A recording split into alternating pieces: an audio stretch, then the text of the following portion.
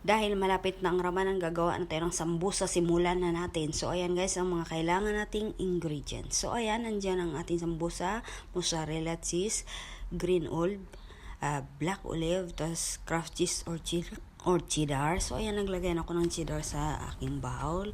Maglalagay din tayo ng acetone, black and green. So, ayan guys. Tapos, in-mix ko siya. Nalagay ko na rin dyan ng mozzarella cheese. So, ayan. Tapos, gumawa ko ng pandikit, tubig at saka harina po yan. Pagkatapos, na-mix ko na po, ganyan ang itsura. So, ngayon, magsisimula na tayong magbalot-balot. So, ayan guys. So, ayan. Nagsimula na nga ako. Ano pa bang antayin natin? Pasko, charot. So, ayan, ganyan lang magbalot. Madali lang to guys. Tapos, paglutuin ito, sobrang crispy niya. Pwede ito siya sa oven at pwede din sa oil. So, ayan guys, pwede nyo lang pang negosyo sa Pinas. So, ayan ang mga nagawa ko. Marami-rami na akong nagawa nito. So, nakagawa ko nito ng 104 pieces.